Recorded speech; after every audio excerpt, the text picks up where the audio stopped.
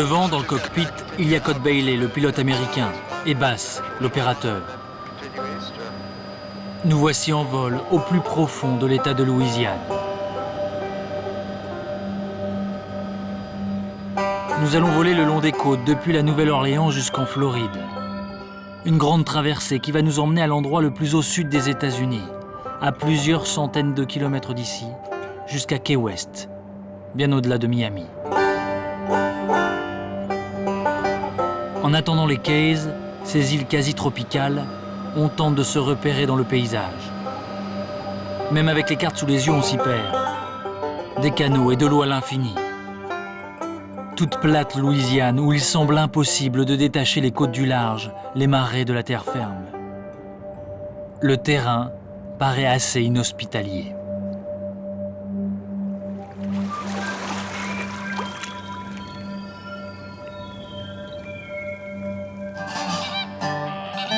Dans cet univers déroutant, certains ne semblent pas perdus. Bien au contraire.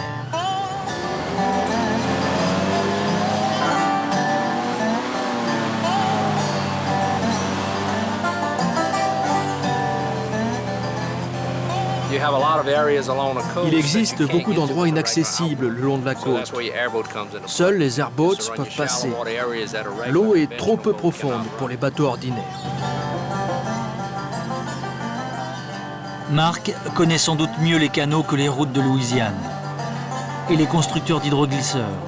Airboat, on dit ici. À ma connaissance, il n'y a pas de limitation de vitesse dans les marécages. Tu dois juste ralentir dans les endroits habités où tu peux croiser des gens qui font du ski nautique, qui pêchent ou qui campent. Tu gardes alors une allure raisonnable.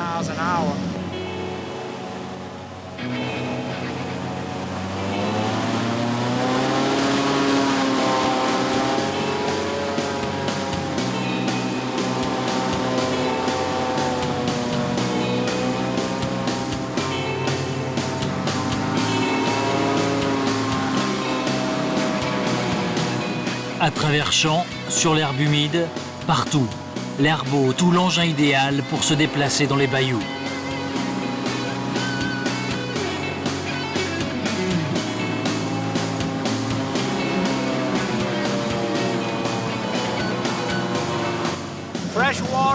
Ici, c'est de l'eau douce. L'eau salée est à 10-15 minutes. Tu passes les différents canaux et de là, tu peux longer la côte, naviguer depuis Houston ou Texas jusqu'en Floride. Un peu à l'écart des bayous, la côte justement. Ici, tout change d'une saison et d'une année à l'autre. La mer et l'eau semblent gagner toujours davantage d'espace. On se demande même comment ces terres peuvent être encore habitables. C'est le pays des pêcheurs de crevettes, que ce dédale de canaux ne déroute surtout pas.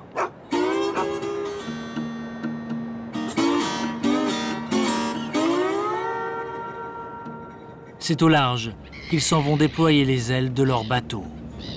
D'ailleurs, on dirait des oiseaux leurs crevettiers.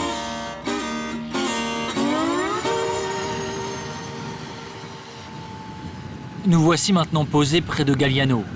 Comme dans le reste du pays cajun, on y parle plusieurs langues. Tous les jours, je parle français. Je parle français à mes enfants, Des beaux petites filles, 400, je parle français. À des petits bébés, 3, je parle en français. Quand on va à la maison, ma famille, le français. Tout le temps. Tout le temps.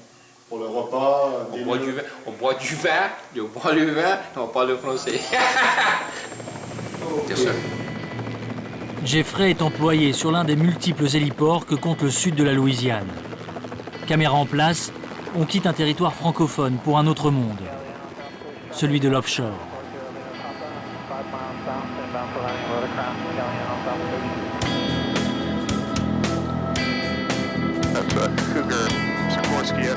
Dans les bayous, on l'a vu, il y a l'hydroglisseur. Au sud, le long des côtes, c'est l'hélicoptère, le lien favori des compagnies pétrolières avec les plateformes.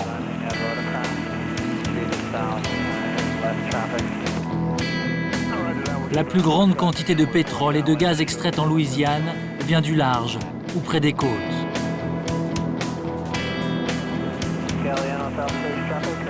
Par endroits, le golfe du Mexique prend l'allure d'un champ de plateforme, logistique tentaculaire d'une industrie lourde.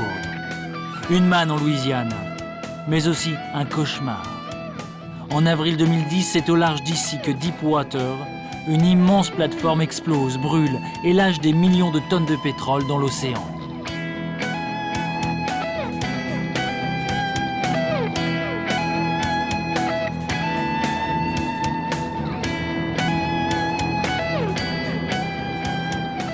À quelques kilomètres des terminaux de l'industrie pétrolière, nous voici vers Leeville. Un village que l'on pouvait encore, il y a quelques années, rejoindre par la terre.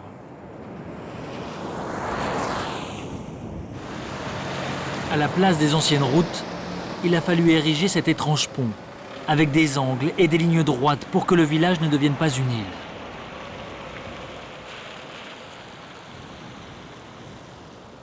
Comme le reste de la Louisiane, Leeville est menacée de disparaître sous l'eau.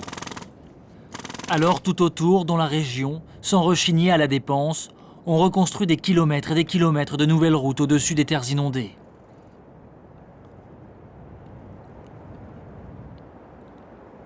Un chantier dantesque, suite à Katrina, l'ouragan qui avait tout dévasté dans la Louisiane en 2007. Ce fut un autre cauchemar. C'est la première fois que je reviens dans ce secteur depuis Katrina. Ils ont aussi pas mal souffert par ici, même si l'œil du cyclone est passé un peu plus loin. Ils n'ont pas eu les vents les plus intenses ici. Mais ils ont eu aussi beaucoup de dégâts à cause du vent, mais beaucoup moins que dans l'est de la Louisiane.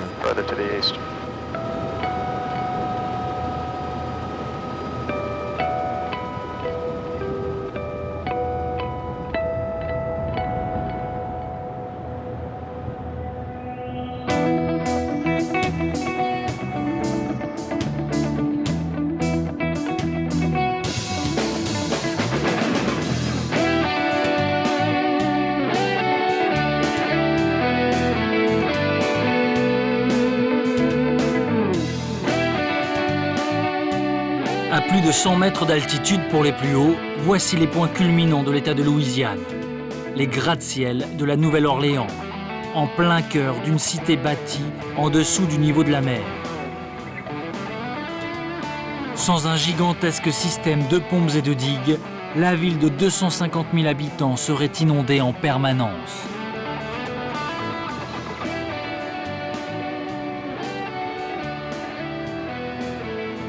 Quand l'ouragan Katrina s'est abattu ici, il n'a laissé aucune chance aux habitants de ce quartier pauvre, toujours marqué par la catastrophe et aujourd'hui quasi déserté. Pendant des semaines, des centaines de réfugiés furent hébergés dans le Superdome, en attendant que l'eau reflue de leurs maisons détruites.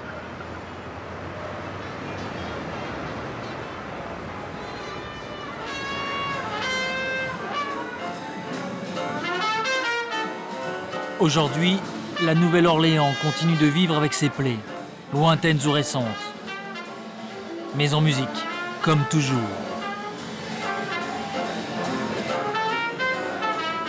Et le blues n'est pas forcément une fatalité.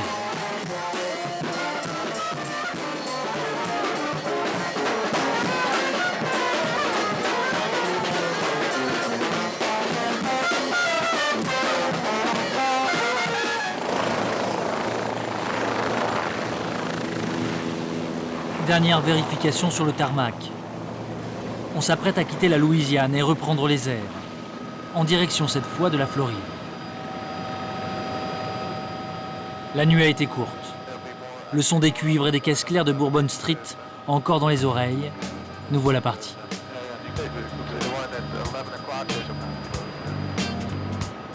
Fini les bayous, les marécages, les alligators. Nous voici de passage le long des côtes d'Alabama. Un État du Sud qui compte à peine 90 km de littoral dévolu aux vacanciers, qui aiment les plages au sable plus blanc que blanc.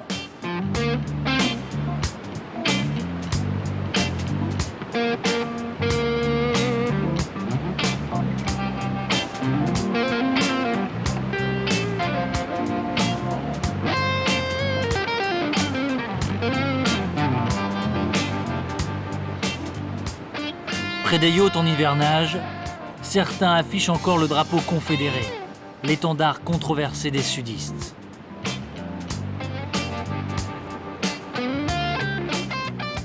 Dans le paysage comme dans les mentalités, nous voilà déjà bien loin de la Nouvelle-Orléans.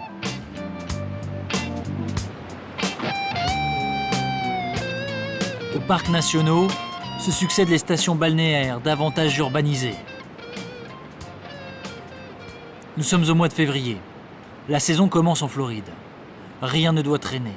D'un blanc toujours aussi immaculé, les plages sont passées au peigne fin.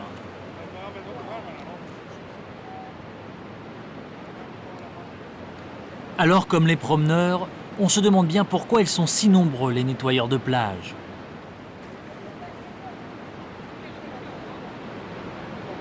À bord, plus qu'une conversation, un débat s'engage. It's very strange. Or maybe it's oil with chemical, yeah, the dispersants. Yeah.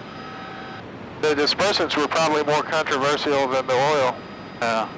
And it could just be, you know, there's some red tide stuff. It could be that, but I would think if there were this much oil, that you'd see cleanup crews. I could have believed a little bit, but this is a lot. There wasn't this much of it during the oil. Toutes ces équipes à terre le confirment. Il s'agit de nappes issues de Deepwater, la plateforme pétrolière, la grande marée noire du golfe du Mexique.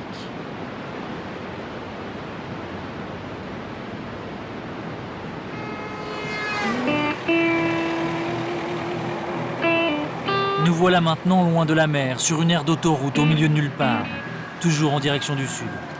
Cette fois, l'hélicoptère est arrimé sur une remorque. Pour passer de part et d'autre de la Floride, d'ouest en est, on a décidé de se poser. Les 500 km qui séparent les deux côtes, eh bien, on va les parcourir par la route.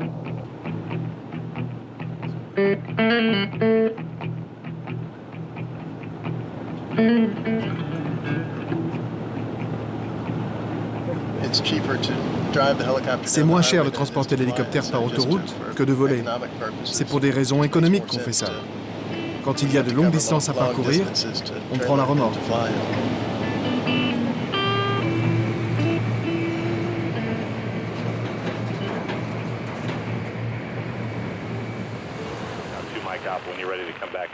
L'océan Atlantique, la côte est de la Floride et une première escale dans un lieu mythique aux États-Unis, Daytona, la ville réputée pour sa plage et son circuit automobile.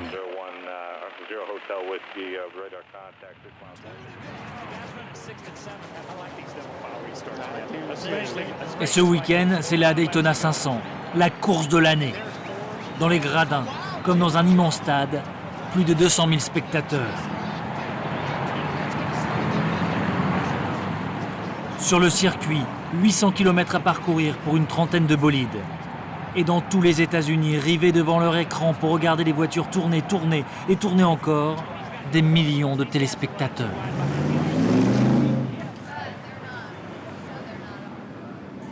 Du coup, en ville, c'est le rush. On exhibe voitures et motos. Surtout sur le front de mer, d'ailleurs.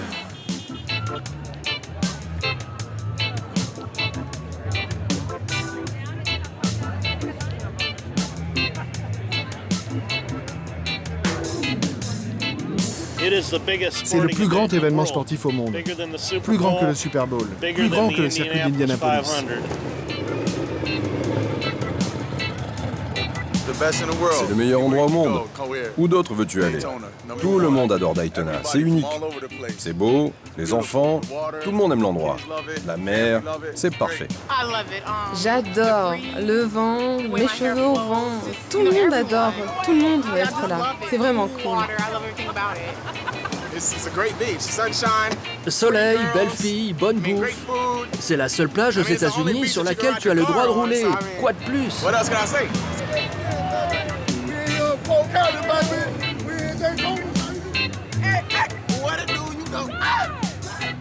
Sur la plage, à moins de 20 km/h, le défilé continue de voitures comme à la parade. Avec un but, ne pas passer inaperçu.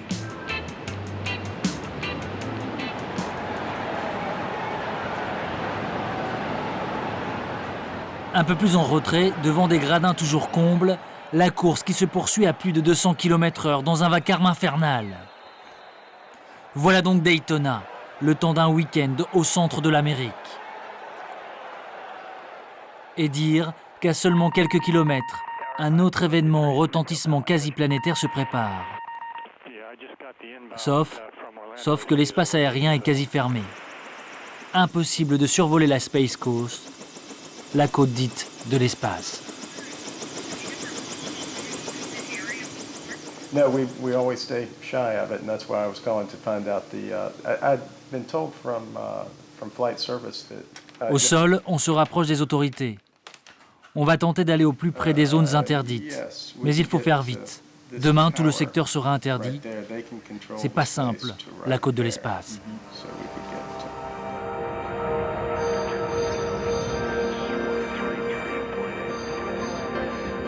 Depuis plus de 40 ans, c'est ici que la NASA envoie des fusées et des engins spatiaux. Le prochain départ prévu dans quelques dizaines d'heures est celui de la navette Discovery. La voilà au second plan sur son aire de lancement. Un voyage historique, ce sera son dernier vol. Quand la navette reviendra sur Terre, elle rejoindra elle aussi un musée. Une future et énième attraction pour les milliers de passagers de paquebots qui font escale toutes les semaines au port de Cap Canaveral, capitale américaine du monde spatial.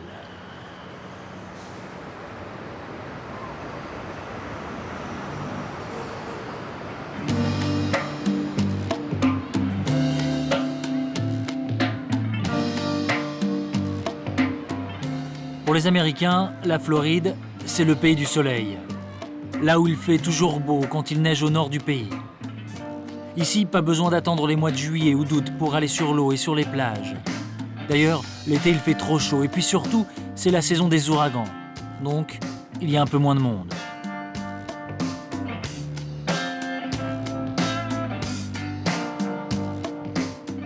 Comme en Californie ou dans la région de New York, le sud de la Floride est très prisé des grandes fortunes. Des villas occupées juste quelques week-ends en mars ou en avril. Le reste du temps, elles sont vides.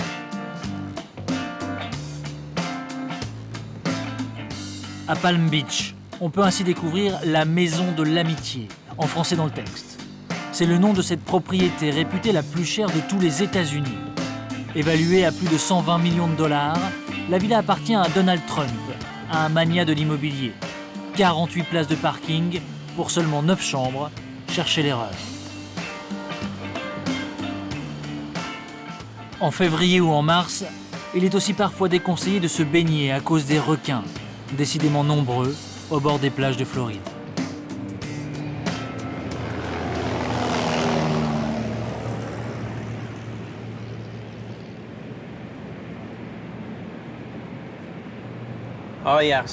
Parfois, c'est une banderole pour souhaiter bon anniversaire, ou bien des propositions de mariage, genre « veux-tu m'épouser ?» Parfois, les clients veulent que l'on passe au-dessus de leur maison, parfois tourner autour d'un bateau sur l'eau. La plupart du temps, on passe au-dessus des plages et des restaurants. Armé d'un grappin, Jauger se fait toujours quelques frayeurs au décollage quand il faut accrocher sa bannière.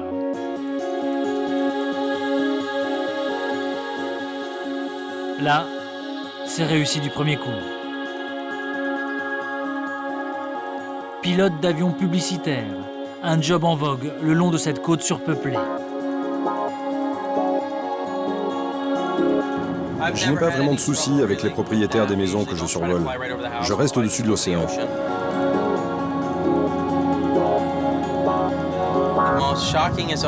Les messages les plus surprenants que j'ai eu à faire sont ceux des partis politiques. Chaque année, ils dépensent de plus en plus d'argent en publicité pour pouvoir être élus. Chaque année, ils nous sollicitent davantage.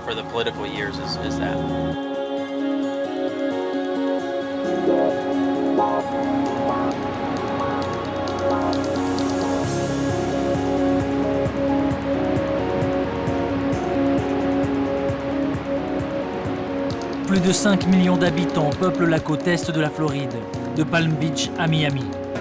Politiquement, économiquement, ils pèsent. C'est le pays des retraités, aux revenus hautement dépendants des fonds de pension et de leurs performances financières.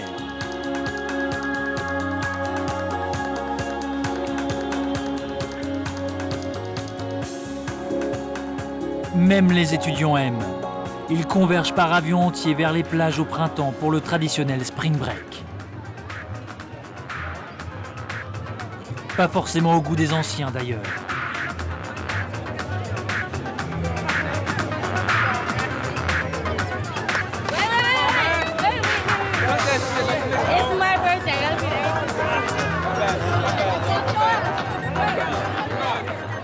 Face au léger problème de cohabitation, des villes ont interdit le spring break.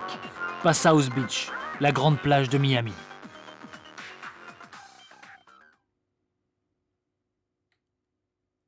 Il est 18h près du phare de Cap Florida, dans la baie de Biscayne. Le silence. La nuit va bientôt tomber sur un lieu à part au large de Miami. Stittsville. Des maisons sur pilotis édifiées sur des hauts fonds dans les années 30. Malgré les ouragans, la rouille, le sel et les années, elles sont encore 7 à résister en face des gratte-ciel.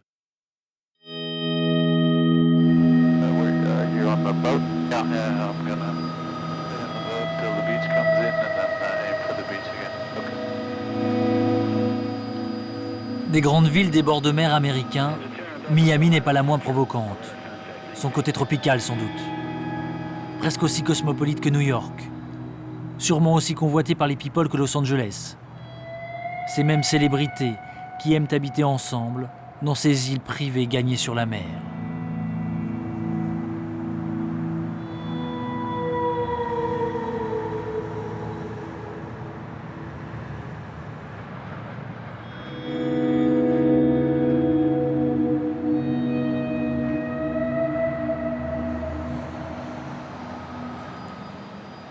Passé Miami et son immense développement urbain, on saute d'un bond dans un autre espace, tout bleu ou tout vert, c'est selon.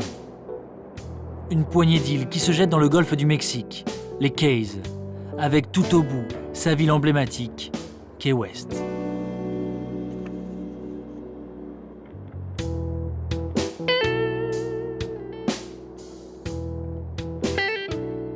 Nous voilà aux confins des tropiques, à un jet de pierre de Cuba. Et déjà on plane.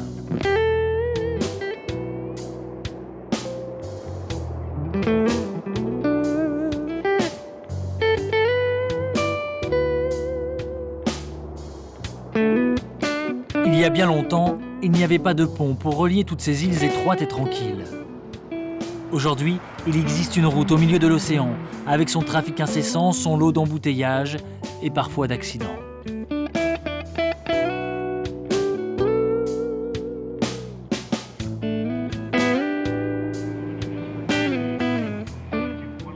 C'est sur le petit aéroport de la ville de Marathon, au milieu des Keys, que l'on a rencontré Paul.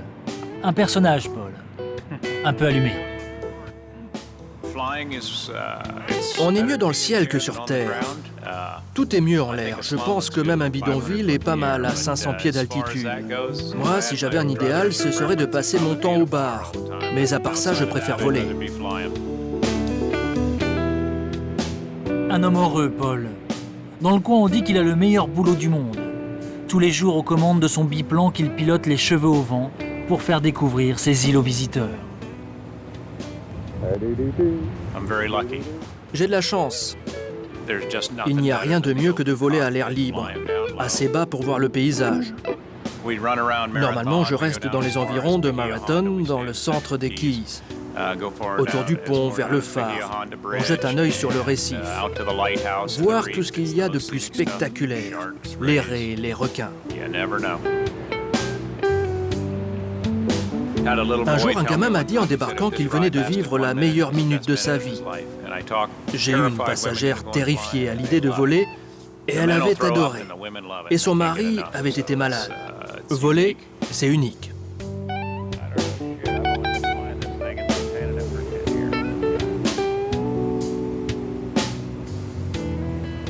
Pour moi, Key West, c'est un peu trop fou. Mais si tu veux faire la fête, c'est là où il faut être.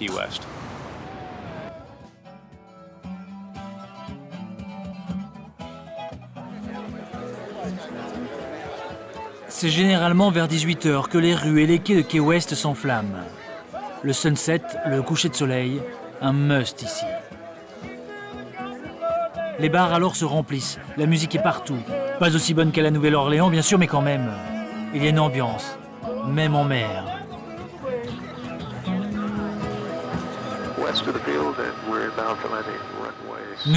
Nous étions partis d'une côte bousculée par les éléments et par les hommes, la Louisiane. Nous voici au point le plus au sud des États-Unis, avec cette évidence qui nous rappelait Paul, le pilote de l'avion biplan. Quand on vole ici, au-dessus de l'archipel des Keys, on n'est jamais vraiment pressé de se poser. Marathon traffic, helicopter 522, Mike Alpha 5 miles to the west of the field, 500 feet inbound for landing, air traffic please advise, Marathon